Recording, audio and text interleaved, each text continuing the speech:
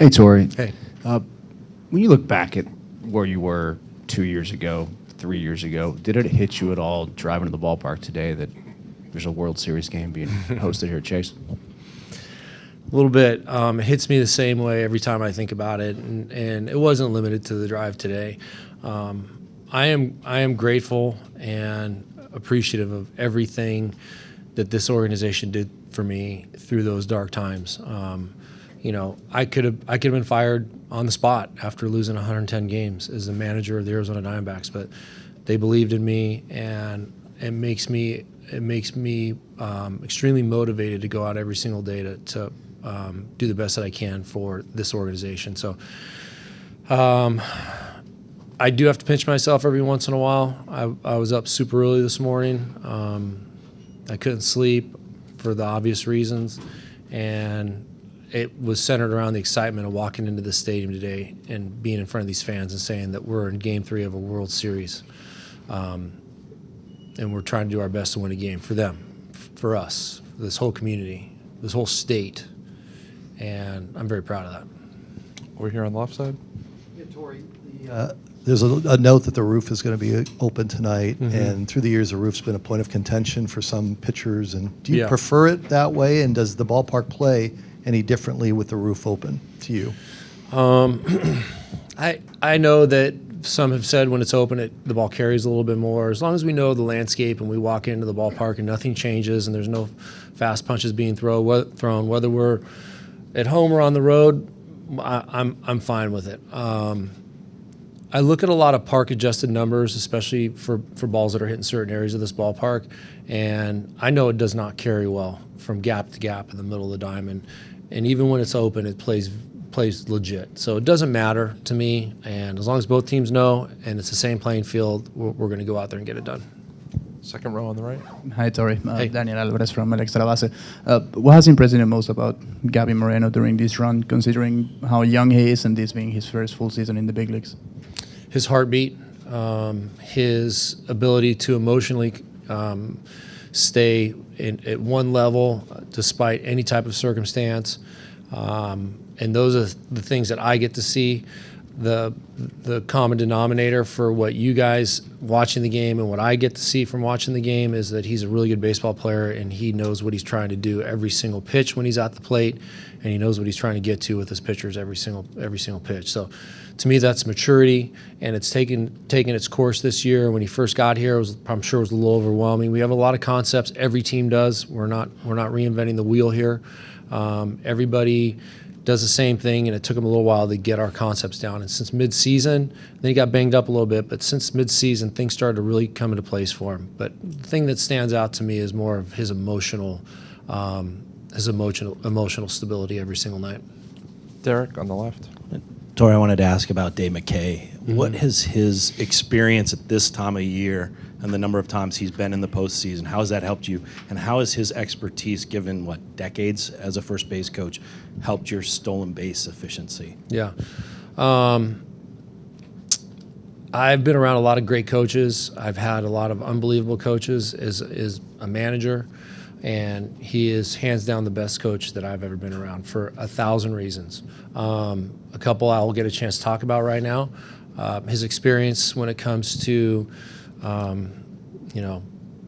postseason baseball, things leading up to postseason baseball, the grind of losing streaks during the middle of the season, the readiness of what he's trying to get the players to get to in spring training. He always has a really, really distinct, very pointed message, and it's not always the same message. It's a very well-timed, very well-thought-out message for what will help these players peek around the corner and make sure that they're ready to go. And I give him that platform. He always runs it by me. I've never said no to him, so every time we meet with the players in our pregame advance meeting, he will drive home some very, very important messages about this ball club and what we can do to go out and compete. When it comes to his stolen base record, it makes my life so easy because all I have to do is put the red light on, green light on, and that's really the signs that I'm giving. And there's some nonverbal communication between he and I, and then he takes it from there. But there's a preparedness and a system that he has that everybody knows and respects, And you'll see him starting probably about right now, walking around with his iPad and telling everybody this is what's going on, heads up, and this is where we're going to exploit certain things in certain ways. And he doesn't let up on that. It could be a day game in Detroit, or it could be game 2, game 3 of the World Series. He's going to be the same guy every single day. Second row on the right. Hi, Torey. My Deportes here. What's the impress you about Marte and Perdomo this year in the middle infield, especially Perdomo, that he taken over the shortstop this whole year, been doing a great job. Yeah. We wouldn't be in this position if it wasn't for both of those players, in particular Perdomo, who stepped in a situation where we had 2 everyday shortstops with he and Nick Ahmed, and then once we moved on from Nick, Perdomo's really taken off. And I'm just reminded of their ability to execute. If you look at the ground ball double play that they turned with lefty Nelson pitching in Texas, I think it was in the bottom of the 10th inning. Watch that play. That'll tell you about their skill set. And I don't need to say anything else. These kids get after it defensively. They're simpatico. They know where each other is without even saying anything. And they're just great teammates. And offensively, Ketel's been extremely consistent all year long. We count on him to do different things than Perdomo, but Perdomo's been rising offensively as well and had some critical at-bats here in the postseason that's helped us win some games. Jack. Torey, there's a bit of a groundswell on social media to give Christian Walker the Trey Turner treatment, help get him going. All right. With or without the bat coming around, can you just speak to how important Christian's been on and off the field, accountability, playing defense, all of that? Yeah, he's everything we want from an Arizona Diamondback, right? He holds himself accountable. He holds his teammates accountable. He works as hard as anybody that you see out there. And, example, doesn't miss a day of ground balls, despite being known as somebody that can hit 30 home runs and drive in 104 or 5 runs. He wants to be a complete baseball player, and that means a lot to this organization. I know that he's been grinding offensively. I feel like there was a couple really good at-bats in Game 2 that led me to think that when it's his turn, he's going to get hot and he's going to carry this ball club. And we've seen that at times. But, every once in a while you got to hand it off. Somebody else has got to drive the bus, and some of the boys around him have been driving the bus, and we'll wait for him offensively to get that thing moving. But, look at the hands play that he made on the ball that hit the bag. It was just a reaction play. Didn't surprise me. He's been doing it all year long. You can't throw a ball by him. He picks everything at first base, and that's a product of the hard work and the belief that he's going to get the job done. Barry. Hey, Torey. Hi, Bear. What's your plans for Game 4? I mean, in the Philly series, you started Mantle Ply, and obviously Schwarber, Harper are left-handed batters, top of the lineup. Here you have Seager, but Texas is pretty predominantly right-handed. Do you think about going with a right-handed opener, or what are you going to do? Don't forget about Carter. He's a really good player too. He's definitely on our radar. So I don't know that answer. We gotta figure that out. I want to see what their last several left-handed facing left-handed pitcher lineups have look like, what they've looked like. But I'll probably do that at some point tonight after the game. And I don't know. I don't know what that answer is. But we have a couple bulk guys that we know of in our bullpen. And, Don Dreisel's not going to fall out of the sky. It's going to definitely be somebody in our bullpen that's going to start the day tomorrow. Who it is and where it is depends on how we get through here today. Nor John Smoltz either, huh? Oh, he's around. Yeah, I might ask him. You might ask him. Good splitter.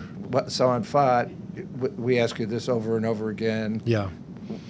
He's 70. Yeah. What's the leash on him? Are you going to maybe let him go a little longer? We got to win a baseball game today, and if we're in a position to win, I'm all in on that. And I'll just read and react.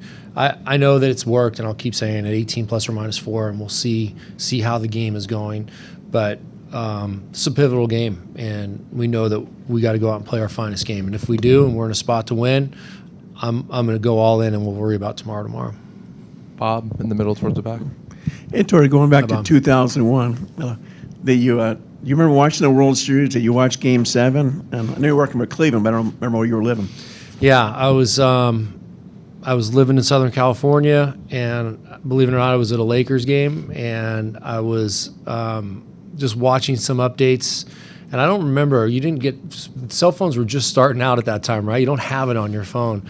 And there were updates in and around me. I don't know who was getting them or how they were getting them. And I remember the guy in back of me saying, the D-backs have a chance. They're down by 1. I said, well, what inning is it?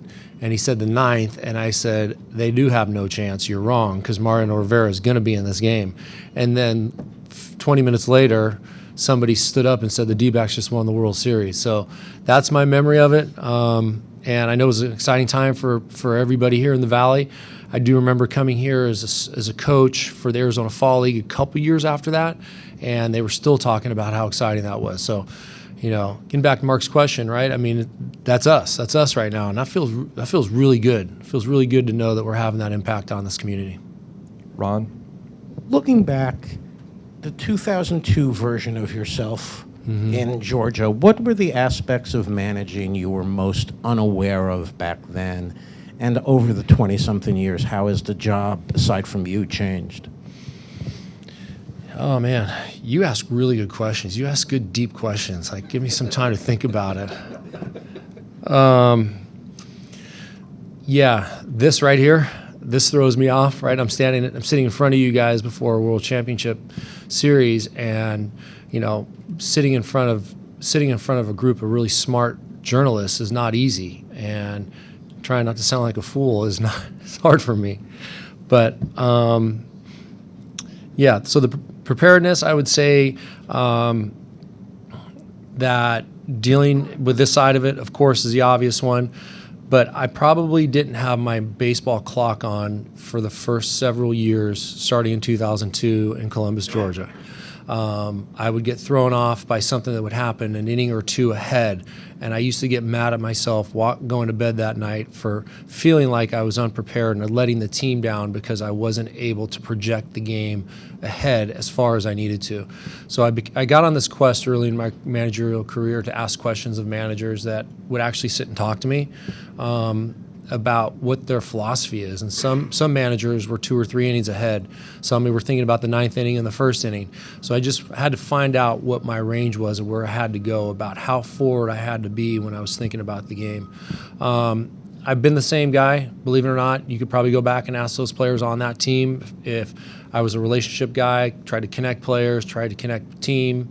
So that didn't change a lot. But there were so many experiences that I had inside of the baseball world, baseball game, that you couldn't prepare yourself for. So I wouldn't trade the 10 years in player development for anything, not one day of it. Of course, I wished I was in the big leagues as a staff member, but my daughter asked me the same question yesterday. She said, was it worth every bus ride, every tough moment, now that you're sitting here in this situation? I said 100% yes. I would not trade it for the world. All right, thanks, Torey. Thanks, We'll you see guys. Post-game.